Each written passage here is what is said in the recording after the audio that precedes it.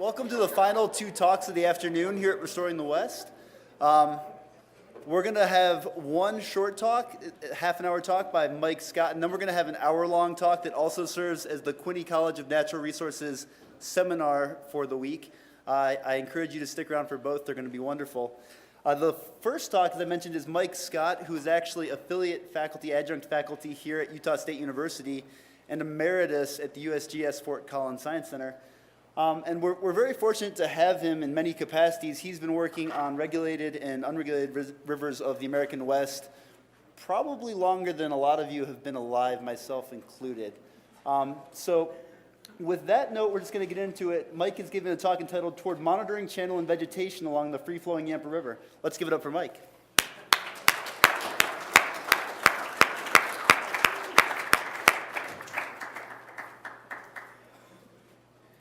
Ouch. Well, as the penultimate speaker, I wanted to thank the planning committee of this great conference. I've just been completely excited the whole time I've been here and listening to these talks. And as Dave pointed out, the problems we face in riparian ecosystems are big scale and getting bigger and more complicated as well. But what really excited me, encouraged me in virtually every talk was this large scale perspective that people are bringing to some of these complex problems. And I think that's absolutely critical going forward. So I'm definitely coming away from this meeting excited and encouraged. And that doesn't always happen. And so, having applauded the large-scale perspective, what I'm going to talk about is going to seem a little reductionist, but I think there's sort of room for some reductionist approaches as well. Okay, was I blowing everybody out? A little bit. Okay. You're good. Sorry. It's like it's hard for me to speak softly for some reason. But anyway, what I'm going to talk about is just some kind of exploratory work that I've been doing with some colleagues, Dave Merritt, Julian Scott, and Dave Cooper, on the Yampa River in Dinosaur National Park. It's really part of a couple larger efforts. One, to do some gilding that's going to be led by Rebecca Manners, who had a poster and was a former graduate student here, as well as some monitoring, forward-looking monitoring that the Park Service is doing. And we're still in the process of developing a monitoring, tailoring a monitoring program to dinosaur. And there are a lot of facets, actually, then to the work that I'll be presenting here today, and that have involved a lot of different people, including a number of people from the Park Service, as well as some colleagues here at Utah State, Joe, Wally, formerly Rebecca, Jack Schmidt. So I wanted to acknowledge the insights and wisdoms that I've gained from working with those people over the years.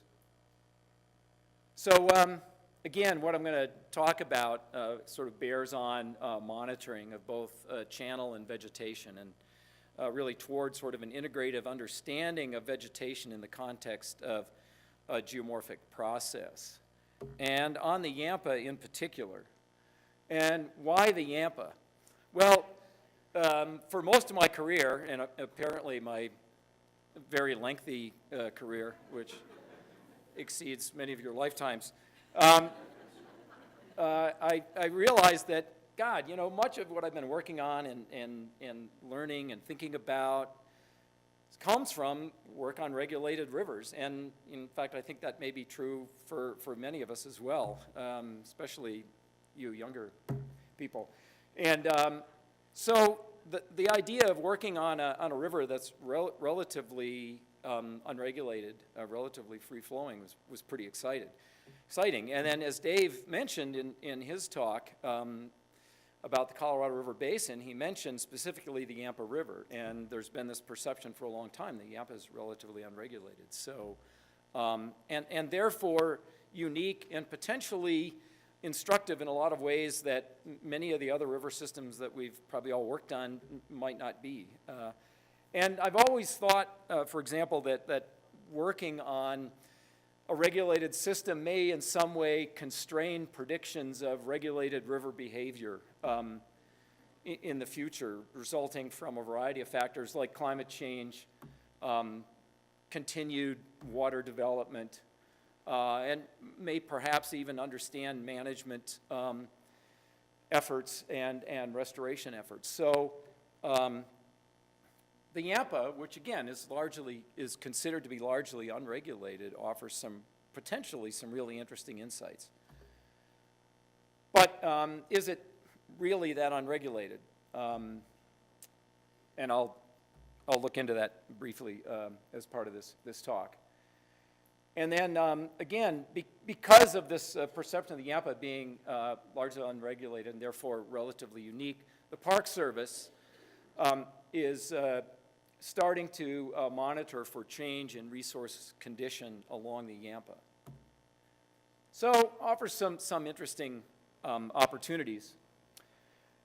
And one of the big threats for the Yampa, as exists for all of the big rivers, especially in the Colorado River Basin, as Dave mentioned, is flow depletion.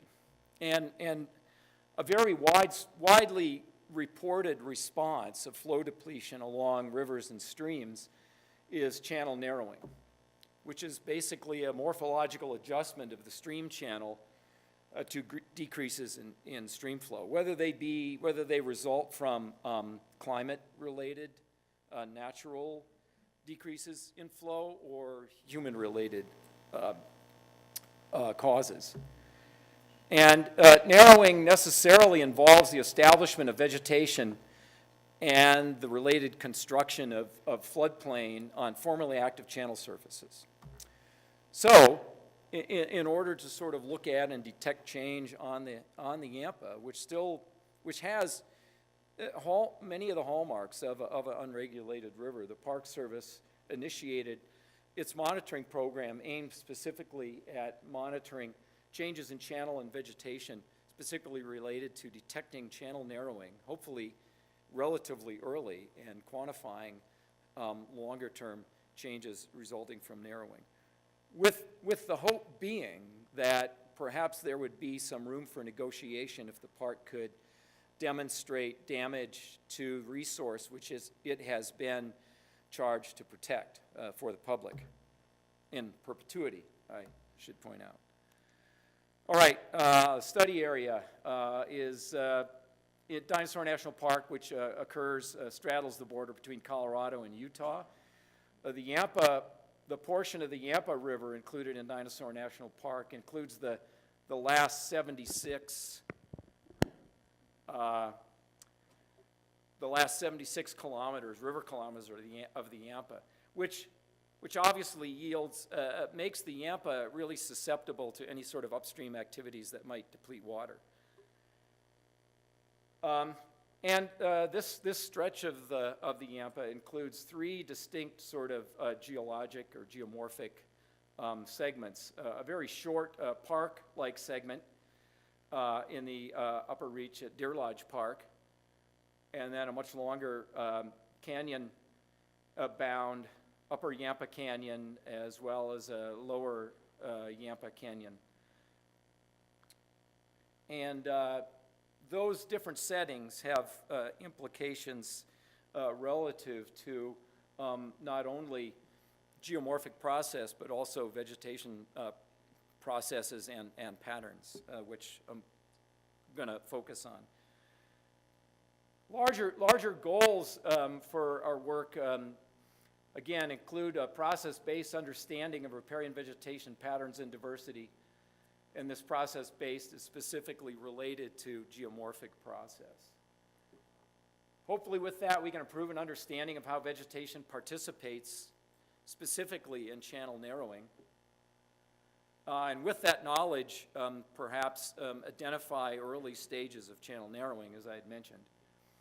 And then develop a fairly detailed, forward-looking, hypothesis-driven monitoring protocol to detect and quantify channel narrowing. All right, specific objectives that I'll talk about would be to examine the relative degree to which the Yampa has been altered by water development. Again, there have been a number of studies, a number of statements to the effect that the Yampa is relatively free-flowing, unregulated, and largely true, largely a large number of old diversions in the headwaters, a small reservoir upstream of Steamboat Springs, Colorado, but otherwise not a lot of infrastructural development on the river, but not a lot of vigorous examination, though, of that assertion. So we're going to get into that a little bit. I wanted to map geomorphic features for a couple reasons. One, to compare riparian vegetation across channel planforms, different channel morphologies that exist in the study reach at a broad scale, and then more specifically in specific geomorphic surfaces or geomorphic levels that exist at a finer scale. By geomorphic levels, I'm talking about things like the active channel versus the floodplain versus the inactive floodplain versus upland. And then really one of the specific things that I was focusing on here was to look for indicator species and then draft a conceptual model, even a crude conceptual model of how vegetation might be involved in channel narrowing and how we might be able to use that information more specifically to understand the process. All right, we examined the degree to which the Yampa has been altered by water development using the Colorado River simulation system. We looked at a couple things. One, we were able to, Julian Scott was able to reconstruct virgin mean annual discharge of the Yampa River, and then we looked at that relative to storage on the system, and we did that not only for the Yampa, but 6 other of the large rivers in the upper Colorado Basin. We mapped geomorphic features in ArcGIS following a geomorphic mapping effort that had been conducted a number of years earlier by Paul Grams and Jack Schmidt on the Green River in Dinosaur. We sampled vegetation cover by species throughout the study reach, and that amounted to a total of 1,596 quadrats, which required a lot of days in the sleeping bag. And then we looked at vegetation across channel types and geomorphic surface types. All right, so some results. This plots the percent or the relative flow regulation. Again, virgin mean annual discharge, and the percentage of which that is potentially or is capable of being stored within the system. And as well as we looked at basin area, and the Yampa ranks 4th of the 7 rivers that we examined, Upper Green, San Juan, Dolores, Upper Colorado, Gunnison, and the White. And it's the 5th largest in terms of virgin mean annual discharge, but it is the second least, or has the second smallest degree of flow regulation. Again, percent of virgin mean annual discharge capable of being stored, exceeded only by the White, which is relatively small, the smallest river in this group of 7 that we examined. So yeah, looks like the Yampa's comparatively relatively free-flowing in the upper Colorado. We also looked at flow variability, which was long been touted as an important characteristic of wild rivers, especially western rivers with snowmelt hydrographs and that flow through arid regions. Basically what we did is we just took on an annual basis, we just did a rank order of the discharges measured on time step. I think Julian did a daily time step through each year, and then we took the largest flow, or one of the largest flows and one of the lowest flows, just ratioed that such that over time then variability if variability decreased over time, you'd see a dip in the trace for each of these rivers. And in fact, what you see, so the Yampa and the White alone retain their historical levels of variability. The White not being inherently variable at the onset, simply because it has a relatively small drainage basin and it doesn't include a lot of high elevation terrain relative to the others. You see the Yampa, in contrast, started out with relatively high variability. He's maintained that. In fact, even in the last several decades, that variability has increased. And there are some reasons for that that seem to be revealed in a reconstruction of the hydrograph that Rebecca did, but I'm not going to go into that right now, but I can blab about it later if you want me to. Again, all right, Yampa, I think we've established that it's a pretty wild river in the basin. So we're going to look, this is Yampa in Dinosaur. And again, the three different settings. Specifically, those settings involve different lithologies at river level, which result in distinctly different channel morphologies, channel plan forms, which are as follows: restricted meanders in Deer Lodge Park, debris fan affected channel in the upper Yampa Canyon, and then entrenched meanders in lower Yampa Canyon. Just by inspection, you can see those three different channel types are really quite different in terms of channel width, in-channel bars. And those plan forms were described for the green by similar plan forms described by Grams and Schmidt on the green, and then on the Yampa by Larson, also a graduate student here. And the differing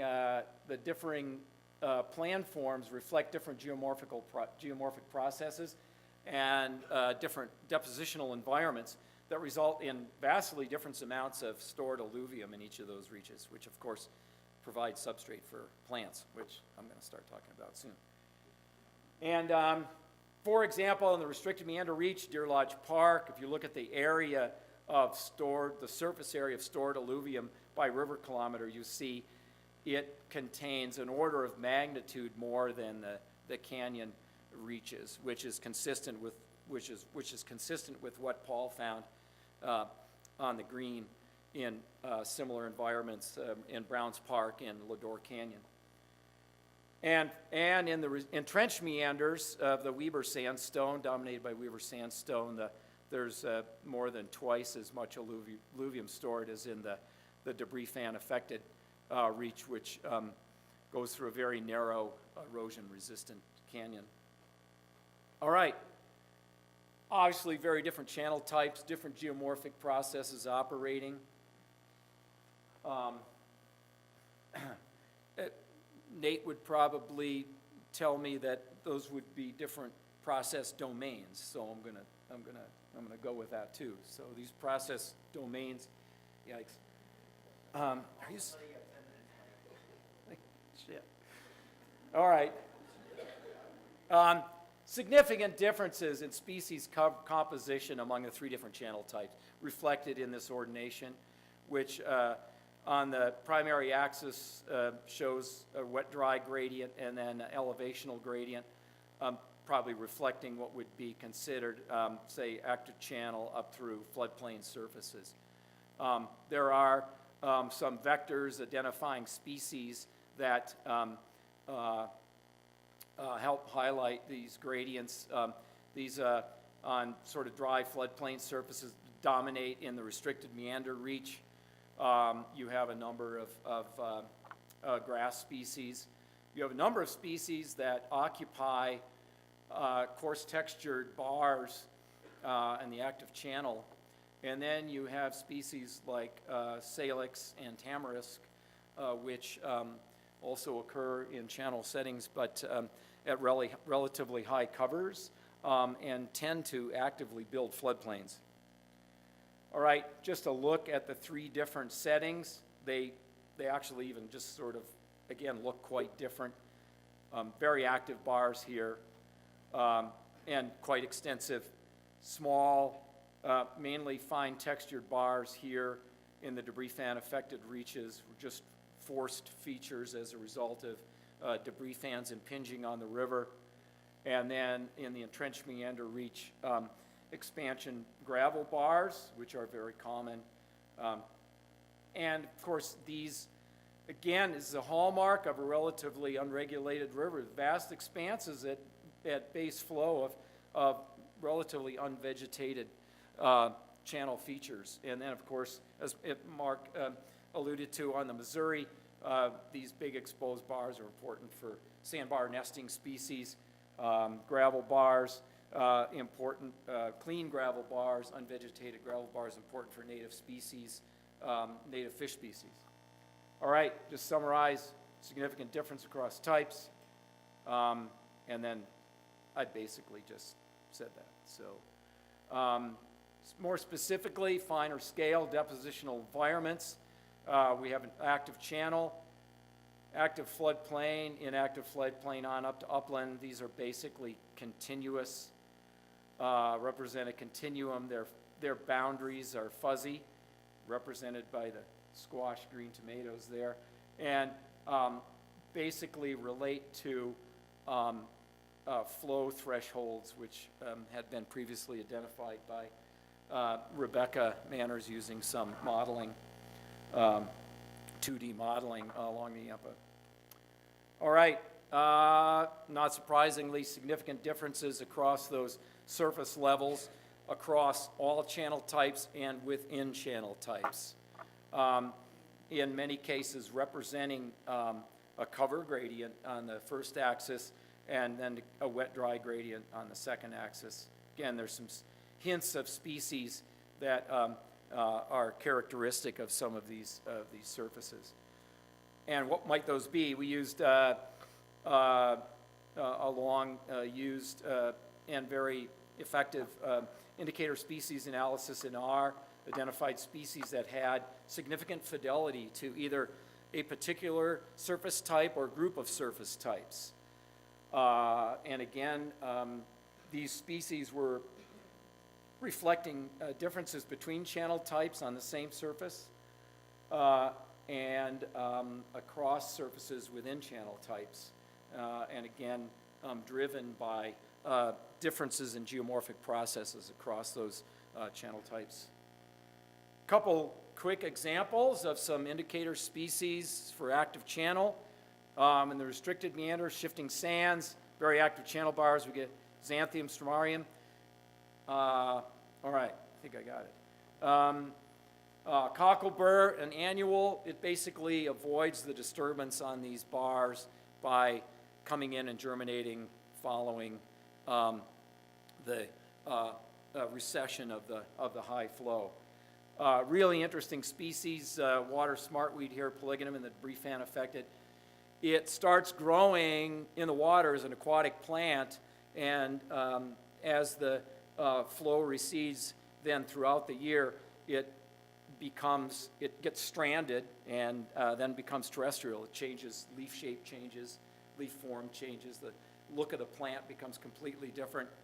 Really fascinating adaptation to those large fluctuations in flow, that large variability that you see along the Yampa. Curiously, we don't really see this species on regulated rivers very often, so this might be something that you might expect to see disappear if you lose variability to a certain extent. And in the trench meanders, you get Chenoplectus pungens at 3 square, but at very low covers, sort of dispersed across these coarse textured gravel bars. And then let me just quickly link to some work that Rebecca did. She established, with her work, her dissertation work, established that over the last 50 years, tamarisk and willow have participated actively in net channel narrowing and floodplain construction in entrenched meander reaches on the Yampa. Their involvement in vertical accretion of the floodplain surfaces is suggested by their identified fidelity to these multiple surfaces in our analyses. We also see, and I should have put in parenthetically here, tamarisk is, at least in a couple different settings, identified with active channel, active floodplain, and inactive floodplain. Again, reflecting the fact that it germinates in the active channel, and then, as Rebecca has shown, because of its structure, stem density, then becomes a focal point for vertical and accretion of sediments and floodplain construction, and therefore channel narrowing. Same goes for willow, except willow is primarily restricted to active channel and active floodplain surfaces. But perhaps work in concert. What's interesting is we found a number of other species that have similar multiple surface affiliations, and they all have some similar traits which would play nicely into the guild concept that Dave Merritt talked about and that Nate talked about. Some interesting things to pursue here. Are these species participating actively in channel narrowing as well? We don't know, but certainly something to check into. Okay. Same goes for species on active floodplains and inactive floodplains. All right. How might we detect channel narrowing using, more precise information on some of these species? Well, let's just say we start with a channel feature like a mid-channel bar, reach specific active channel indicator species on it. All right, we expect that, right? We could even tailor that depending on which channel setting we were in. At T1, we see tamarisk and willow, for example, or maybe some of these other multiple surface indicators with even some accumulation of fine-grained sediments on them. Well, that might be a leading indicator of channel narrowing, something to watch for. Lateral vertical accretion of fines, increased cover, reach specific active channel, and maybe active channel, active floodplain indicator species as well. T2, increased cover in willow, continued lateral and vertical accretion. Decreased cover, maybe loss of some active channel specific species, specific active channel species. Increase in cover and reach specific active floodplain, even inactive floodplain species, which would be all strong indicators of a persistent directional change. And yeah, I'll just conclude with that.